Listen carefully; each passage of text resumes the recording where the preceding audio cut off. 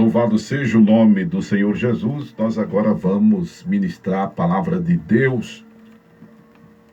Lembrando que você que está nos assistindo agora pelo YouTube, né? Que essa mensagem é logo passada para o YouTube. Nós temos dois momentos agora. Um de abertura no Facebook e no Instagram e a ministração na segunda live, propriamente dita, da palavra. Tá? Romanos capítulo 5. Glória a Deus. Provavelmente nós fazemos essa abordagem do capítulo 5 em dois tempos. Algo que já estava em nosso coração, tá? Por causa do conteúdo, mas também agora por conta do tempo. Louvado seja Deus. Amém? Romanos capítulo 5, e eu quero ler, porque os irmãos sabem, não dá para ler o capítulo, não dá para fazer aquilo que a gente fazia quando tinha mais tempo, de solicitar que os irmãos ligassem para ler a Bíblia e tal. O tempo não está dando mais para isso. Tá? E também não dá para eu ler aqui o capítulo, o trecho que a gente vai estar abordando nele, claro. Por isso que eu sugiro que os irmãos que acompanham o programa, que acompanham essa leitura de Romanos comigo, ou lê o capítulo anteriormente ao programa, ou lê o capítulo depois que terminar a abordagem, para os irmãos estarem por dentro, né, do que vamos estar falando, inclusive está nessa sintonia espiritual do texto sagrado que ora estamos abordando. Amém? Glória a Deus.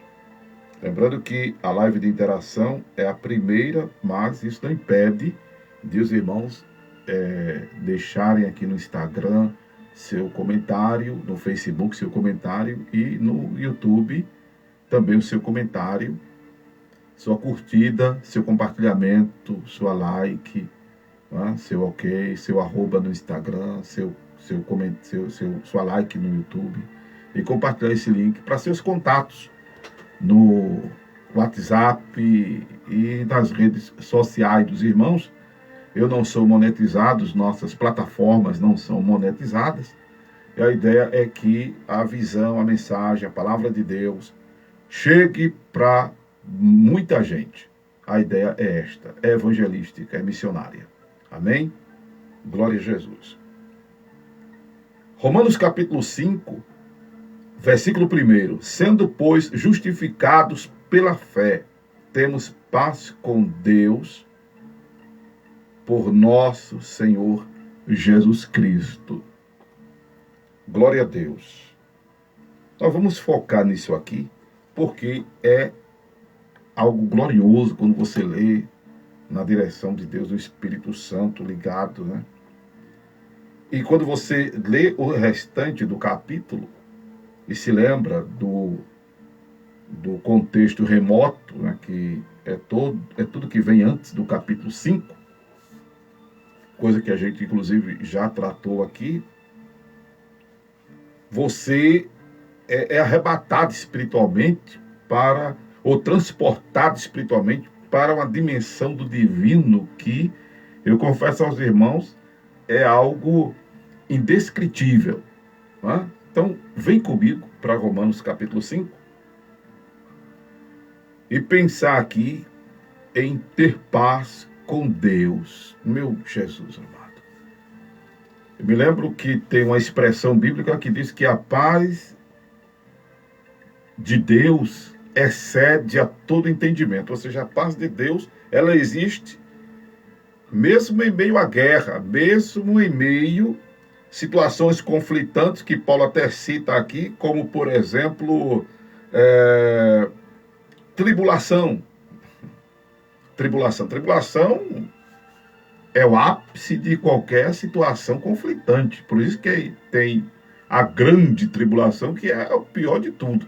Né? A grande tribulação que a gente, inclusive, no programa das sextas, dos sábados, né, da sexta para o sábado, estou fazendo a abordagem do livro de Apocalipse, e no momento nós estamos nos selos. Eu vou estar depois desta abordagem, na sequência, a abertura do sexto selo. E a gente vê ali situações catastróficas que acontecerão, inclusive, no período da grande tribulação, que é o momento que a terra jamais passou e jamais passará depois dele. A grande tribulação é uma coisa terrível. Mas a tribulação, ou tribulação, é um momento de caos, de conflito mental, de conflito... Falar em conflito mental, esse é dos piores, porque está na cabeça da gente. Tá? Temos conflitos sociais, temos conflitos físicos. Tá? Eu estou com um torcicolo, por exemplo, é um conflito físico. Eu estou com outras patologias. Suponho que você deve estar com algum conflito na sua vida, físico, existencial, eu digo alguma causa na justiça que você tenha. Você botou uma empresa na justiça, alguém botou você na justiça, não é? É financeiro. São coisas assim que dá para administrar, porque você, graças a Deus, está sóbrio, está consciente, está orientado, suas faculdades mentais estão em pleno exercício. Mas se começar a atingir essa área aí, misericórdia. Se começar a ter síndrome de pânico, se começar a ter depressão, tá? Só a ansiedade já é ruim, imagine, está tomado pelo medo e está tomado pela depressão. Se você está me ouvindo e está na depressão, que você seja curada em nome de Jesus. Eu quero conversar com você.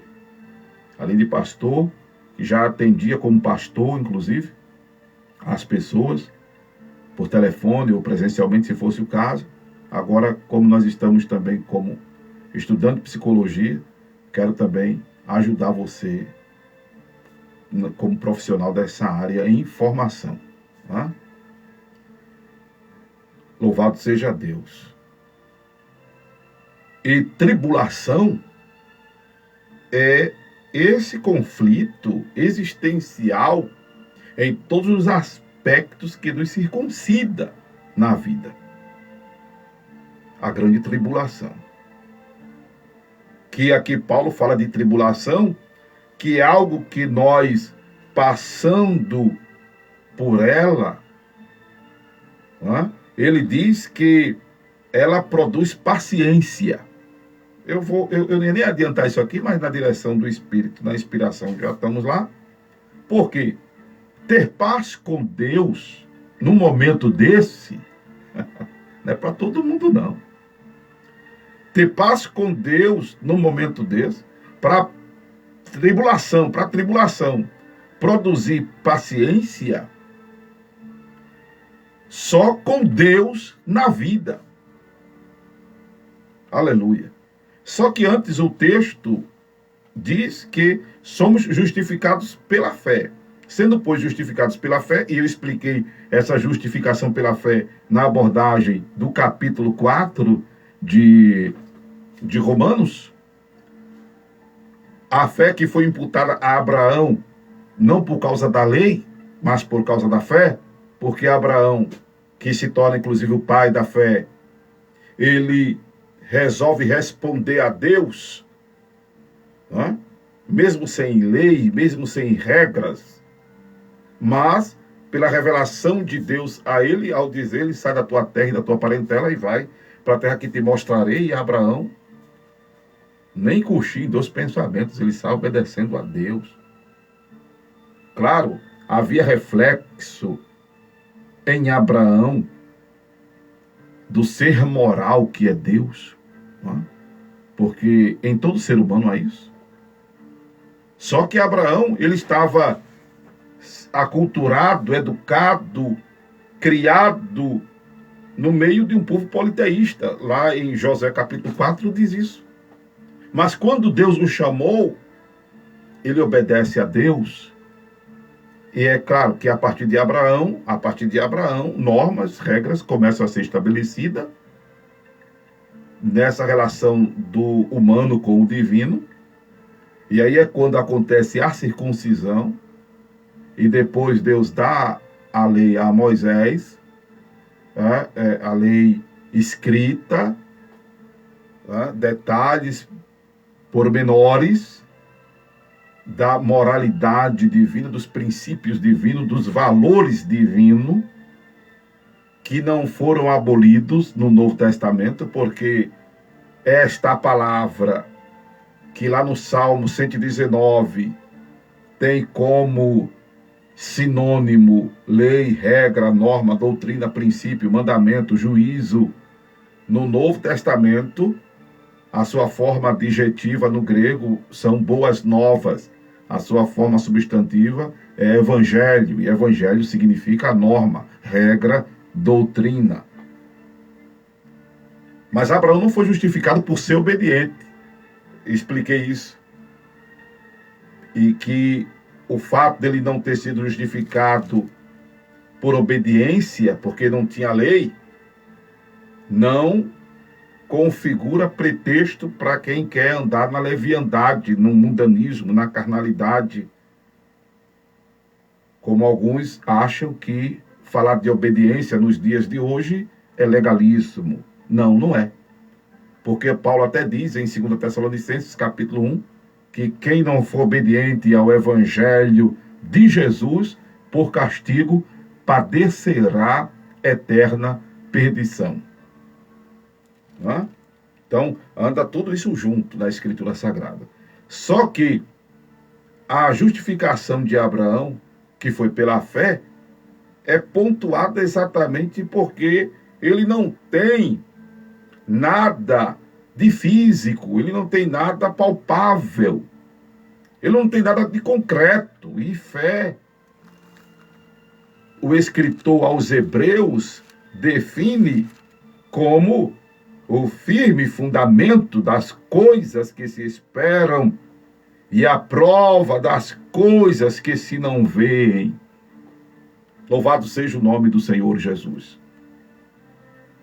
E aí, Abraão é justificado. E quando se refere agora a nós, a aplicação deste princípio, diz que somos justificados pela fé em Jesus.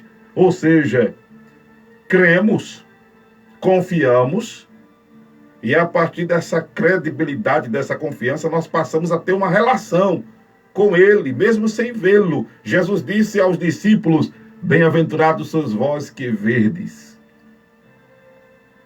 Porém, mais bem-aventurados são os que não ouvem. Mais bem-aventurados são os que não veem e creem. Mais bem-aventurados são os que não veem e creem. Aleluia. Aleluia. Só que tinham coisas que postulavam a fé dos apóstolos, dos discípulos, daqueles que estavam fisicamente com Jesus. Tinham coisas que postulava, que justificava a fé deles, porque Jesus também falava-lhes do céu. Jesus falava-lhes da salvação eterna. Jesus falava-lhes do perdão dos pecados. Jesus falava-lhes de uma vida nova. Jesus falava-lhes de um reino diferente. E crendo nesse reino, nessa proposta de qualidade de vida eterna, de vida com abundância, de vida no céu, foi que eles permaneceram com Jesus. Porque um grupo de pessoas, no trajeto meu Deus, do meio do caminho, voltaram do meio do caminho. Está lá em João capítulo 6. E que quando Jesus começava a falar sobre o comer da sua carne e beber do seu sangue, e ele estava se referindo, claro, a essa relação que passamos a ter com ele ao comer do pão e ao beber do vinho da ceia que ele instituiu. Aí os discípulos disseram: Senhor, durante este discurso, quem poderá ouvi-lo, né? Alguma coisa assim. Louvado seja Deus.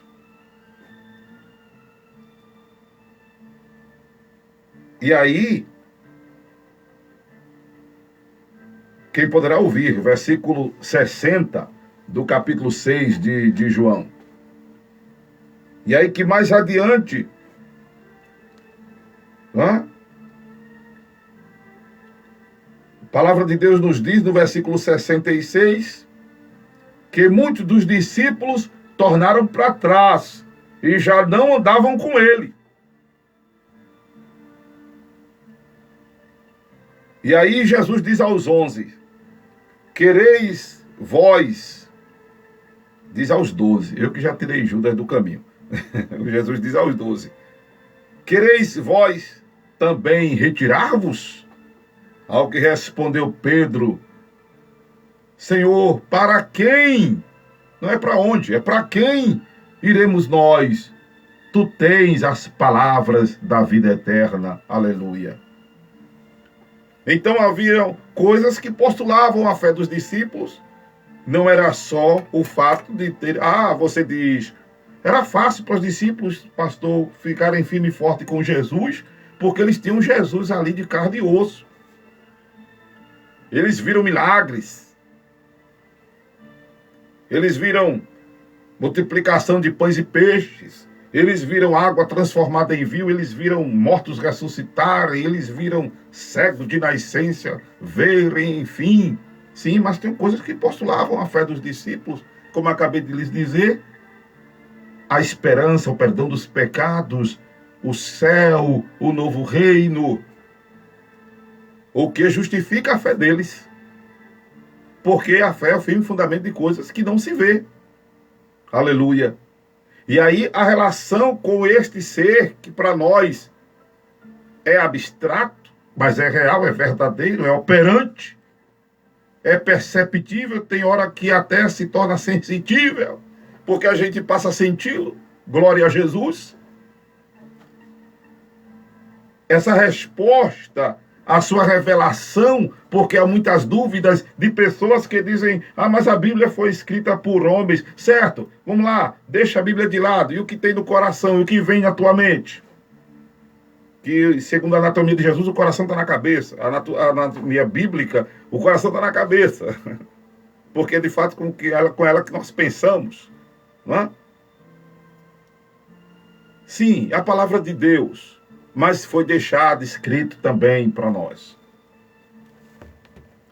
E aí essa relação com ele, que é por fé, é o que nos justifica. E a partir dessa relação, aleluia, versículo 2, também temos entrada na fé, pela fé, a esta graça, a qual estamos firmes e nos gloriamos na esperança da glória de Deus. Aí você lendo isso aqui, você vai entender pelo Espírito, né? E não somente isso, mas também nos gloriamos nas tribulações, sabendo que a tribulação produz paciência e tal. Então, isso aqui é um momento de vida difícil, que para ter paz, tem que ter Deus na vida. Para ter paz, tem que ter Deus na vida. Eu vou fazer questão de ler aqui, né? Na Bíblia corrigida, na versão de 1995, dos redatores desta Bíblia, eu fiz questão de querer ler aqui o que eles escreveram sobre esse versículo. Que em meio a estas aflições, a graça de Deus nos capacita a buscar mais inteligentemente a sua face, produzir em nós um espírito e caráter perseverante, que vencem as provações e as aflições da vida.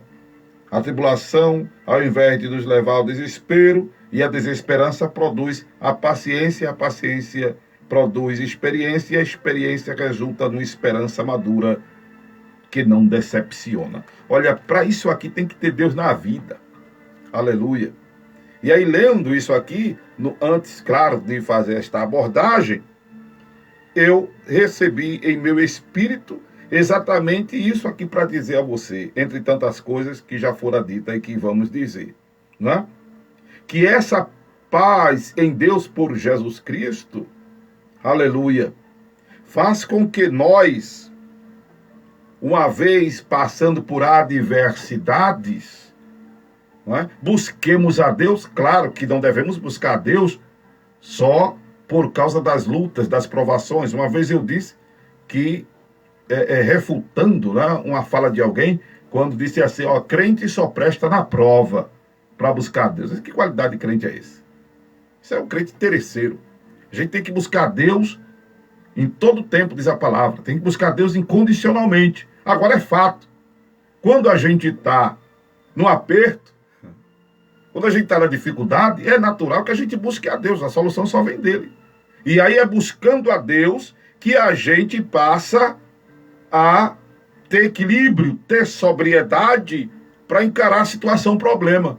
E enquanto essa situação tempestuosa, a situação conflitante, a situação problemática está sendo vivenciada por nós, mas nós estamos ali orando, buscando a Deus, louvando a Deus, indo à igreja, fazendo a obra, Deus vai trabalhando.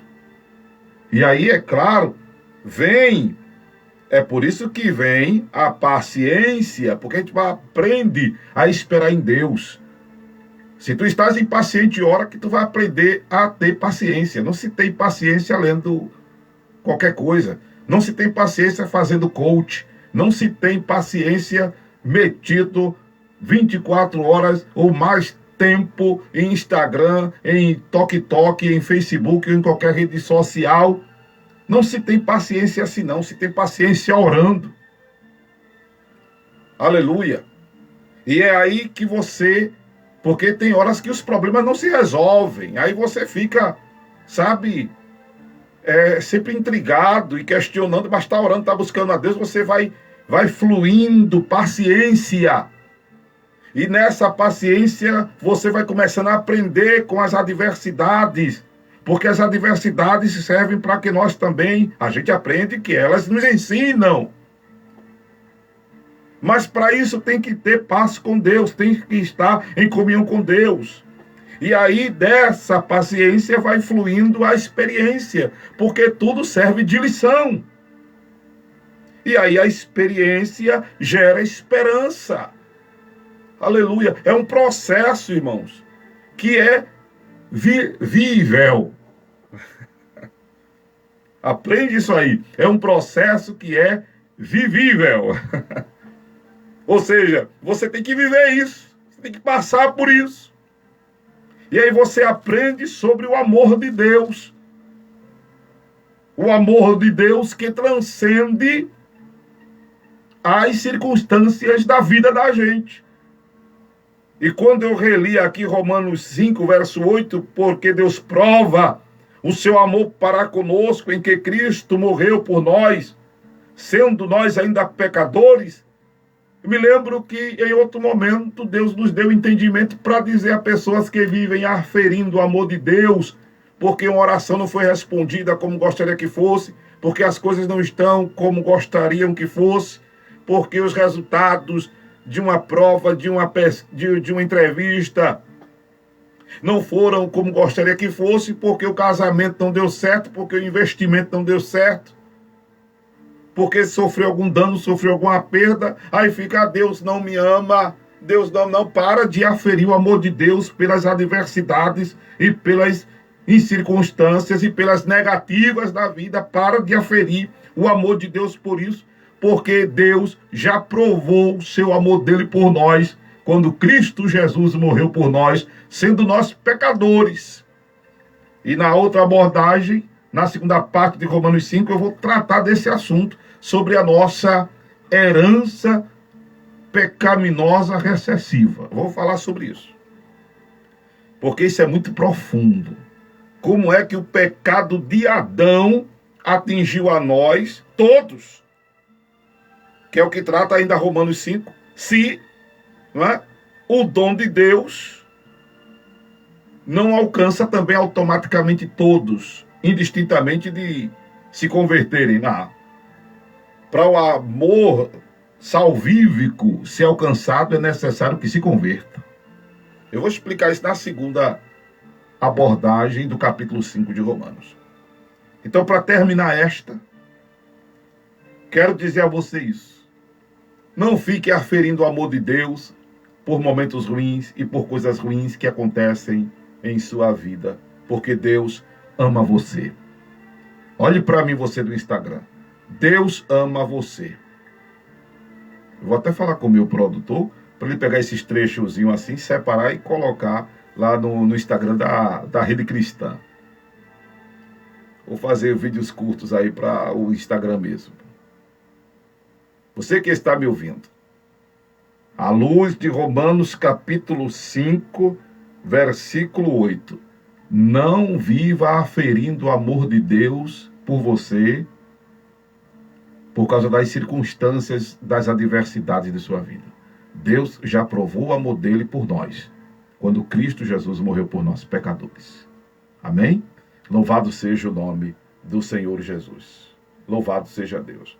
Não estamos nós na condição de inimigos. Por que inimigos? Porque não fazíamos o que... Isso aqui é para quem é convertido, tá? Porque quem não é convertido está na condição de inimigo de Deus. Está na condição de irreconciliável.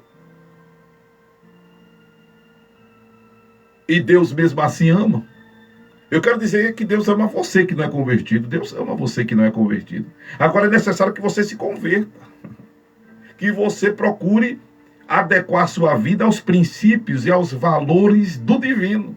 Estava dizendo a uma colega que visita a igreja, ela feliz, porque vai dar um culto de ações e graças, por causa de uma casa que ela conseguiu ter, a casa própria, se livrou do lugar, que bênção, glória a Deus. Mas eu disse a ela, a maior expressão de gratidão é você se converter a Jesus. E expliquei o que é se converter a Jesus. É amar Ele de toda a nossa força, de toda a nossa alma, de todo o nosso entendimento. É procurar adequar nossos conceitos, nossos princípios, nossos valores, nossa linguagem, nossas ações e reações, nossos modos vivendos à luz da Escritura Sagrada, à luz do Evangelho. Isso é se converter. E a partir disso, dessa conversão, acontece o novo nascimento, que é a união do Espírito Santo com o nosso espírito. Aleluia. Se você não é convertido, se converta. Visita a igreja, boa. Faz culto de ação de graça, boa. Louva hinos, glória a Deus. Até ora, glória a Deus. Deus está atento a tudo isso. Deus está atento a tudo isso. Mas é necessário, meu amigo ouvinte, internauta, se converter. Se converter. Amém? Para nascer de novo. Isso aí o Espírito Santo faz. Quando você se resolve a isso, o Espírito Santo entra na tua vida, se une ao teu espírito, lhe faz um novo homem, uma nova mulher, e faz com que você tenha essa paz com Deus, por nosso Senhor Jesus Cristo, essa paz que excede a todo entendimento. Amém? Que Deus abençoe vocês, em nome de Jesus, em nome de Jesus.